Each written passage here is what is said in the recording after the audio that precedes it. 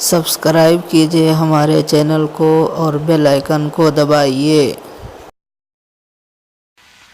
السلام علیکم ورحمۃ اللہ وبرکاتہ۔ نحمدہ و نصلی علی رسول الکریم، اما بعد۔ محترم بھائیو، بزرگوں، دوستو، آج کے سبق کے اندر 3 موضوع پر بات ہوں گی۔ پہلا موضوع نبی کریم صلی اللہ علیہ وسلم کی نظر، اس کے متعلق ہوگی۔ دوسرا موضوع اللہ کی محبت کا رنگ، اس کے متعلق بات ہوگی۔ تیسرا موضوع اللہ کا رنگ اور دل، اس کے متعلق، یعنی ان 3 موضوعوں کے مطابق آج جو ہے اس سبق کے اندر بات ہوں گی۔ تو چلیے آج کا سبق شروع کرتے ہیں۔ فرمایا صحابہ کرام رضی اللہ عنہم اجمعین شروع میں کفر اور شرک کے گناہوں میں مبتلا تھے۔ حضور صلی اللہ علیہ وسلم کی خدمت میں جب آئے تو حضور صلی اللہ علیہ وسلم کی نظر میں ایسی تاثیر تھی کہ ان کی دلوں کو دھو کر رکھ دیتی تھی۔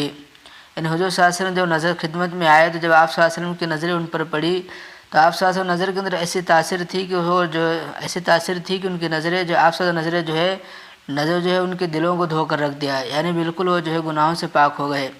اسی پر ایک شاعر نے کہا، خود نہ تھے جو راہ پر اوروں کے ہادی بن گئے، خود نہ تھے جو راہ پر اوروں کے ہادی بن گئے، وہ کیا نظر تھی جس نے مردوں کو مسیحا کر دیا۔ اب ہم بات کرتے ہیں دوسرے موضوع پر۔ فرمایا اللہ کی محبت کا رنگ۔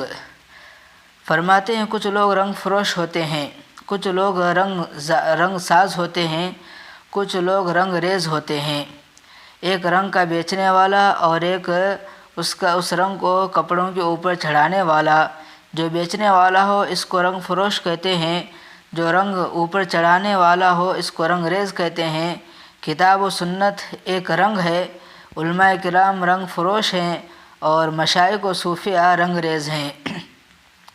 جو ان کے یہاں جاتا ہے، یعنی مشائخ و صوفیاء حضرت کے یہاں جاتا ہے، اس کے دل پر کتاب اللہ کا رنگ چڑھا دیتے ہیں۔ اللہ اکبر کبیرہ۔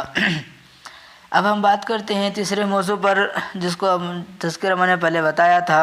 تیسرا موضوع یہ ہے کہ اللہ کا رنگ اور دل۔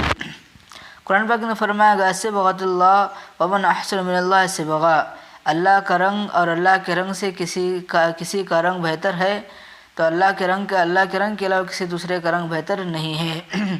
اس لیے فرمایا انسان ایسے لوگوں کی مجالس کو حاصل کرے اور اللہ کے ذکر کے لیے اپنی ہمت لگائے، اگر مرتے مرتے بھی دل بن گیا تو اس کا کام ہو گیا۔ تو ان تینوں کے اندر خلاصہ کلام یہ ہے کہ انسان جو ہے اپنے دلوں کو سدھارنے کی کوشش کرے، اپنے دل کو بنائے، اپنے دل کے پیچھے محنت کرے۔